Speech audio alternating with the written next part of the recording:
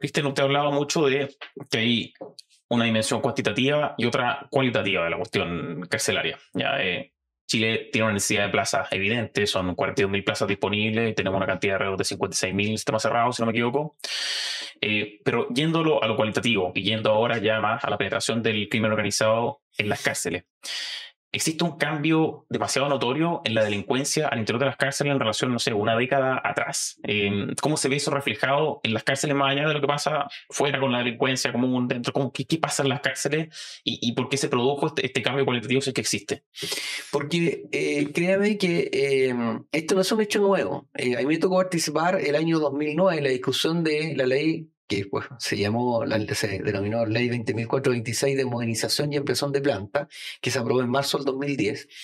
En esa ley, si usted busca en la historia fidedigna de la ley, en la primera Comisión de Constitución, Legislación y Justicia, que presidía en ese minuto, entiendo, la diputada Laura Soto, que hoy día no es legisladora, pero en ese minuto presidía esa comisión, y yo intervine en esa comisión. Y si usted está en la biblioteca del Congreso Nacional, Está la acta, los videos. está la acta, en la página 30-33 más o menos, yo abordé en ese minuto, era mayor de Gendarmería, abordé que siempre la discusión histórica, cuando se recuerdan del sistema penitenciario, es cuán hacinado está, siempre la variable cuantitativa. Y lo que yo señalé ahí, y están en esas actas, que se preocupen de la variable cualitativa, el crimen organizado. Esto fue, disculpe, ¿hace 2009, 2009, crimen organizado. También hablé del poder corruptor del crimen organizado, porque claramente lo que se veía ya en otras latitudes, en otros países, que el crimen organizado con el poder adquisitivo que va generando, a diferencia de la delincuencia común, va corrompiendo a agentes del Estado. Por eso se dice que el crimen organizado crece al alero de la protección gubernamental. Ellos no quieren, no es su prioridad matar a una autoridad del Estado, a un juez, a un fiscal, a un carabinero, a un gendarme, a un PDI, a un agente de aduana. Tienen fines comerciales. La idea es que ellos trabajen para ellos, ¿no? Si ellos son organizaciones criminales cuyo fin y quieren maximizar ganancias a través de distintas acciones delictuales, ¿no? Y después, posteriormente, ya más sofisticada, traspasar esas ganancias ilícitas al mercado, a la economía legal. Bueno, todo eso no es la delincuencia habitual, común, ordinaria que nosotros conocíamos, una delincuencia mucho más preparada. Con un know-how distinto. Ellos no descartan la violencia, quieren corromperte y si no te corrompes te pueden llegar a asesinar. Eso lo han hecho en todas partes. Entonces, ¿por qué nosotros podemos creer que esto es un tema hoy día, si ya en 2009, y no porque yo lo decía porque muchos funcionarios antiguos ya lo referían? Esta delincuencia está cambiando. Esta delincuencia es distinta a la que nosotros conocíamos. O sea, puede ser que hubiésemos atrasado en relación al fenómeno. Usted me dice, esto ya estaba en 2009, nosotros recién lo estamos abordando ahora o hace un par de años. Puede ser que lo que estemos haciendo ahora nos ubiquemos en una posición de atraso en comparación a cómo ya están las organizaciones criminales. Pero lógico, sí. Sí, mira, el ex fiscal Luis Toledo ha señalado que lo único que está organizado acá es el crimen organizado y no el Estado. Porque falta organizarse. ¿Por qué? Porque cuando tú entiendes que hay una estrategia, la estrategia define la estructura. No es al revés. No es que yo quiera que las cosas sean así, van a ser así, no. ¿Cuál es la estrategia? ¿Cuál es la estrategia criminal? ¿Cómo yo me adecuo estratégicamente como Estado para minimizar el efecto del crimen organizado? Tengo que adecuar la estructura, coordinar distintas instituciones en pos de un objetivo. Bueno, eso lamentablemente nunca se hizo. Y además, los sistemas carcelarios fueron invisibilizados dentro de la política criminal. Totalmente. No era parte de la política de seguridad. De hecho, tus esfuerzos estaban en sacar a los delincuentes de la calle. Fíjate. Claro, sacarlos de la calle y meterlos a la cárcel. ¿Qué pasaba con ellos en la cárcel? No importa. Si la cárcel es una cárcel que tiene condiciones infrahumanas, condiciones indignas, da lo mismo. Si el castigo tan duro que según algunos, sin profundizar en eso, estas condiciones precarias iban a generar que estos sujetos no quisieran volver a delinquir. Qué estupidez más grande. Porque en estas circunstancias el crimen organizado encontró la tierra fértil para ir ampliando el número de miembros, obviamente reclutándolo dentro de la cárcel, con las pobreza de los sistemas carcelarios en términos tecnológicos, en términos de capacitación, este grupo criminal empezó a encontrar oportunidades, pero tremendamente adecuadas para ir corrompiendo a los estados. Y cuando ya se dieron cuenta de que grupos criminales estaban creciendo, se estaban potenciando y estaban transformando las cárceles en verdaderos centros de operaciones criminales, reaccionaron. Y esto es una reacción no solo en Chile. Entonces, cuando hoy día se dice de parte de algunos, sí, pero estamos mejor que otros países de la región, ¿sabes esto qué es? Es tan grave esa afirmación, porque los otros países de la región están en puntos bastante críticos, se están discutiendo o son un Estado fallido, claro, o cómo lo pueden tratar de rescatar el Estado, ¿no? Y cuando tú tienes hoy día discusiones de que algunos se cuestionan el uso de la fuerza, entonces el mismo rector Peña, que lo cité hace unos días atrás, en una columna breve señalaba, ¿cierto?, que los estados tienen el monopolio, según Max Weber, ¿no?, de la fuerza. Max Weber señala de la violencia legítima.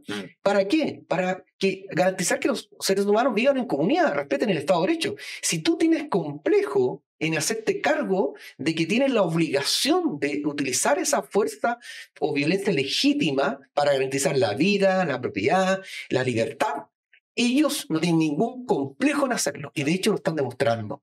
A través de la violencia están sometiendo a distintos ciudadanos en distintos territorios, y nosotros todavía no reaccionamos y tenemos todavía complejos que son bastante difíciles de explicarle. Y mañana todas estas personas que, por ejemplo, votan en contra de medidas que son de sentido común, tienen que asumir su responsabilidad.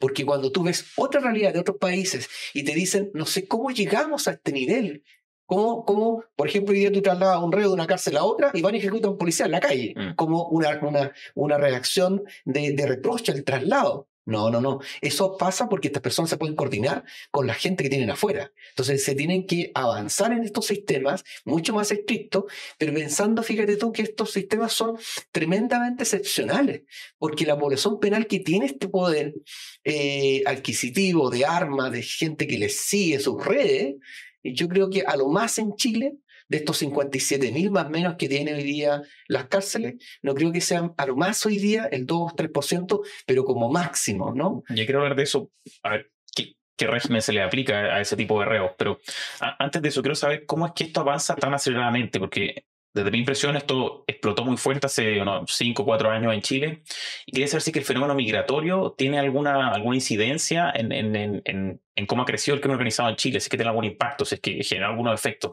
¿Qué puede decir usted al respecto? Yo creo que el fenómeno migratorio no hay que criminalizarlo bajo ninguna circunstancia, porque muchos extranjeros han sido y son un tremendo aporte para el país, para su desarrollo, ¿no?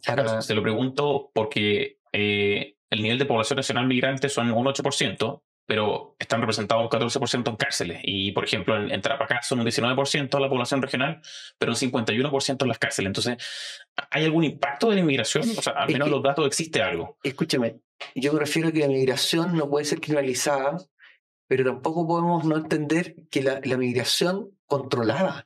Si cuando tú no controlas la migración y tú no eres estricto en esto, lo que estás permitiendo es que estas organizaciones criminales ingresen por la ventana a tu país y hagan lo que han hecho en otros países. Entonces, por eso que esta lógica no es que tú estés contra la migración, porque efectivamente hay muchos chilenos que están en otros países buscando oportunidades distintas. Mi hija lo está, por ejemplo, ¿no? Estudió en Chile, se fue al extranjero y está buscando oportunidades y orgulloso de ella, ¿no? Pero distinto es que ella quisiera entrar o haya entrado ahí donde está por la ventana. Claro. Entonces, bueno, acá tenemos que asumir sin ningún tipo de problema que las personas que ingresan a un país, migrantes, tienen que ingresar por los canales que están autorizados por el país, y los que no ingresen por esa vía, existe un alto riesgo que estén involucrados de alguna u otra manera en estas organizaciones criminales, que incluso les cobran para ingresar por pasos no autorizados y después los extorsionan. O sea, le estáis dando todo para que sigan siendo... No, para que sigan enriqueciéndose. Entonces, ¿cómo se supone que en el mundo, no en Chile, ni siquiera en Latinoamérica, en el mundo, uno de los aspectos claves para reducir el crimen organizado es atacar su patrimonio, empobrecerlo? Si no tienen plata, no compran droga, no compran armas, no compran sicarios, etcétera, ¿no? Pero si tú le permites que tu país ingresen por donde quieran, le estás permitiendo que estas organizaciones criminales crezcan. Si tú no controlas la capacidad que tienen ellos dentro de las cárceles, estás permitiendo que incluso cumpliendo una pena, estas personas se enriquezcan a través de distintas actividades ilícitas. Por eso tú encuentras 20.000 teléfonos y más celulares dentro de la cárcel, cantidades de drogas, de alcohol. Bueno, y te preguntas, ¿y eso es porque tenemos control de la cárcel? ¿Podemos decir nosotros que tenemos el control de la cárcel, que está todo bien? No. No, es una irresponsabilidad también afirmarlo. Tenemos que reconocer brechas, aunque se enoje quien se enoje, porque hay muchos buenos funcionarios que lamentablemente, si no hacemos algo distinto hoy día, funcionarios que yo te digo, de verdad, en mi carrera son ejemplos de vocación y compromiso. El chileno, el gendarme chileno, por ejemplo, entra. Hay un riesgo, hay una riña, entra, tiene coraje. Tiene un compromiso, pero esos mismos gendarmes, si nosotros no hacemos las cosas hoy día bien, los vamos a colocar en riesgo de perder la vida. Van a dejar de entrar cuando pasa algo. Por cierto, porque efectivamente el crimen organizado los ve como enemigos porque hace el trabajo.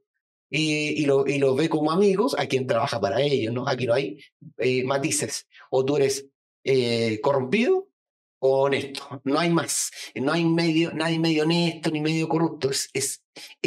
Tú eres corrupto o eres honesto. Y esos honestos funcionarios van a correr riesgo si hay definiciones no adecuadas en relación a cambios legislativos y normativos que Chile requiere para potenciar, hacerlo más robusto al Estado frente a un flagelo que es evidente que genera el crimen organizado. Y por estas mismas irresponsabilidades, otros países hoy día viven una inseguridad extrema. Oye, usted trabajó 34 años en Gendarmería, ¿no? Casi 34. Casi 34, no todos fueron como director nacional. No, desde subteniente hasta director. Claro.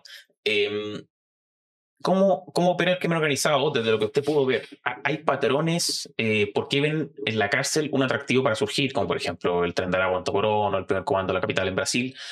¿Qué hay en la cárcel que es atractivo y cómo empiezan a desenvolverse desde ahí hacia afuera? ¿Usted logró identificar con su equipo a lo largo de todos sus años de experiencia si es que tienen un mecanismo específico, esto ha ido mutando? ¿Cómo es todo eso? Yo te comenté antes que una de las características principales era justamente estas cárceles bastante alejadas de lo ideal, ¿no? Cárceles precarias, cárceles muy sucias, con escasa infraestructura, mucha, lamentablemente, población de acuerdo a las plazas disponibles, hacinamiento. Todas estas condiciones que algunos creyeron que eran suficientes como para castigar a la delincuencia, el crimen organizado encontró justamente en esta lógica de cárceles, ¿no? Atiborradas, con escasas herramientas para intervenir, equipos técnicos bastante mermados versus la cantidad de necesidades que habían, encontró el terreno fértil para transformar justamente a esas personas en contra del Estado. Si en el fondo el crimen organizado ataca al Estado, se lo está atacando a la institución penitenciaria, no está atacando a la policía porque son su objetivo, ¿no? Si el objetivo del crimen organizado es ganar dinero, todo lo demás son situaciones, son medios, no son fines en sí mismos, ¿no? Entonces, en las cárceles, este grupo criminal encontró la oportunidad de entender que, ¿sabéis qué? Si yo quiero que la cárcel esté bajo el control del crimen organizado, lo que estás haciendo, en definitiva, estás anulando al derecho penal. Se supone que el derecho penal, como última sanción y más gravosa, es privar de libertad a un ser humano, ¿no? Para que cumpla un castigo por el delito que cometió, junto con que los sistemas penitenciarios tienen que tratar de rehabilitar, reinsertar e insertar a estas personas. Pero el crimen organizado lo que está haciendo en algunos países es anulando justamente el rol que tienen las cárceles y lo han transformado en verdaderos negocios bastante lucrativos. Y son escuelas de formación para otros reos internos que quizás no se habían topado con el crimen organizado y que vieran en el crimen organizado o quizás una forma de vida mucho más atractiva que la que tenían antes. Mira, yo siempre he dicho algo y hago un punto en esto.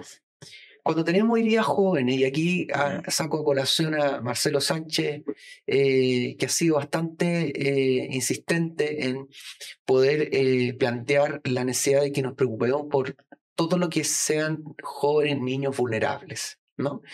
El crimen organizado, y no solo en un país, sino que en México, Colombia, investigaciones recientes establecen cómo el crimen organizado ha ido reclutando a niños en el delito. Y muchos de estos jóvenes son reclutados incluso forzadamente, los secuestran Y si ellos intentasen fugar y volver a su familia, ejecutan a la familia completa y los reclutan y la familia prácticamente los pierde para siempre. Bueno, si tenemos ese nivel hoy día de criminalidad, yo te pregunto, cuando tenemos jóvenes hoy día de 14 años, incluso menores de 14 años que utilizan un arma de fuego y participan en portonazos, hechos violentos, ellos no han llegado a la cárcel todavía, tienen una edad bastante inferior a los 18 años y ya están tremendamente contaminados delictualmente. Entonces, ¿quién o quiénes están siendo la verdadera universidad del delito? ¿Las cárceles o algunos territorios abandonados por el Estado, donde la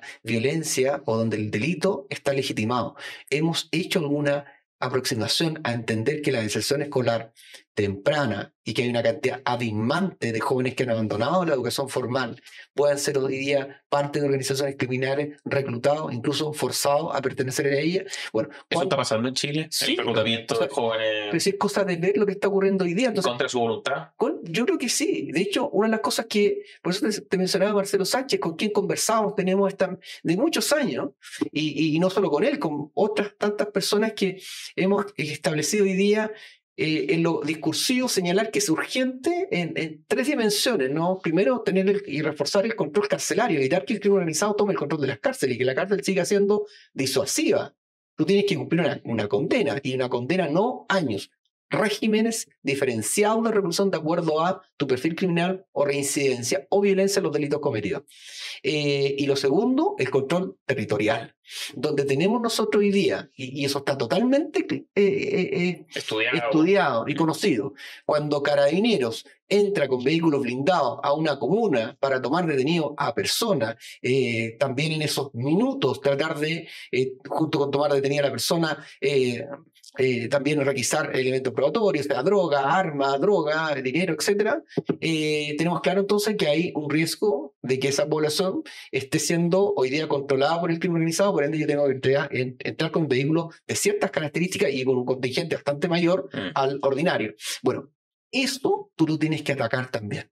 Tenemos que ir y tomar control total de esos territorios, porque mucha gente que vive ahí no es delincuente, tampoco quiere que sus hijos lo sean, pero se lo estamos entregando al crimen organizado. Es como lo que hacíamos en las cárceles, ¿no? Total, si están presos no hay problema, si no se matan tanto no hay problema, si no hay tanto motín no hay problema, si no hay tanta fuga no hay problema. Creo que eso fue la lógica del contener las personas a libertad sin hacer gestión.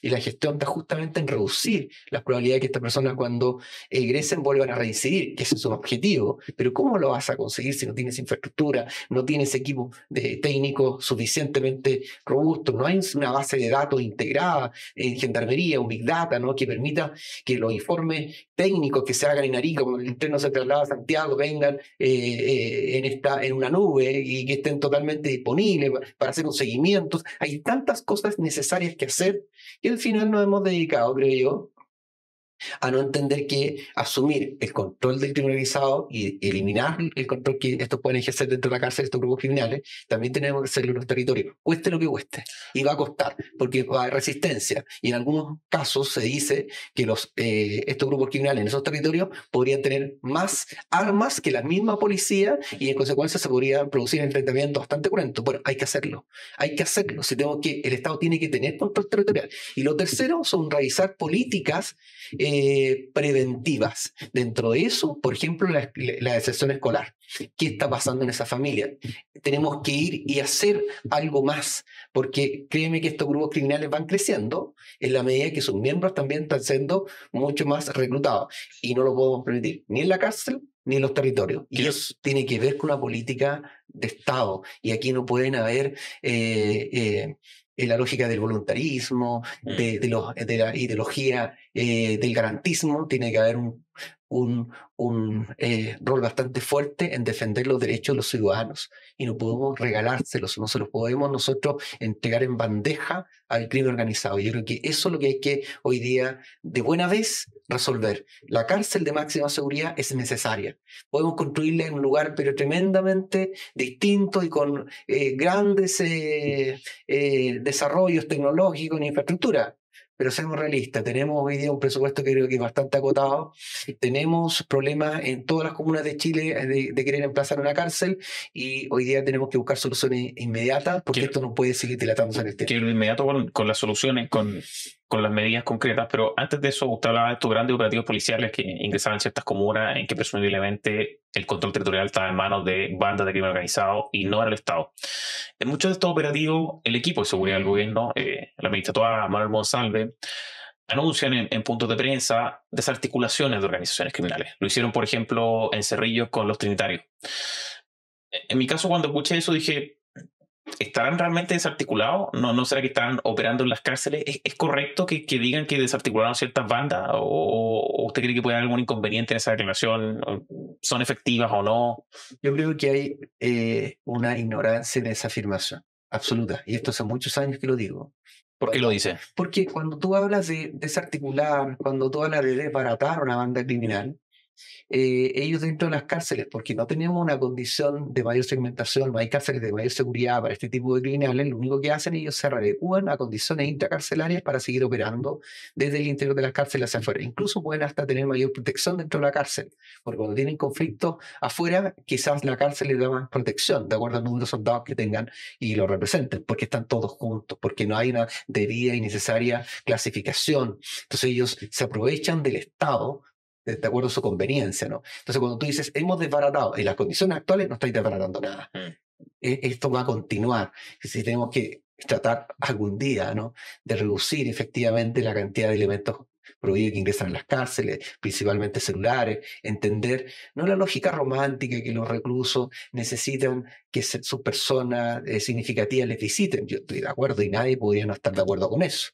Pero cuando tenemos presencia de grupos criminales que se autodenominan amigos, y esos amigos son los que ellos denominan los amiguitos, y que son mucho más que en relación a las redes de apoyo que les visitan, tú estás generando sin querer que el crimen organizado se mantenga vivo en sus comunicaciones, absolutamente coordinando desde el interior hacia afuera. Entonces, ¿por qué no en esta lógica de cambiar un poco la administración penitenciaria para que sea realmente controlada por el Estado? Tenemos que permitir que solo ingresen personas que sean significativas, probadas previamente, familias, pero no los amiguitos del delito, porque tenemos una población penal hoy día de 57.000, 58.000 que están privados de libertad, pero hay una población penal flotante que supera fácilmente dos tercios a esa población penal que se denomina el stock, ¿no?, un promedio.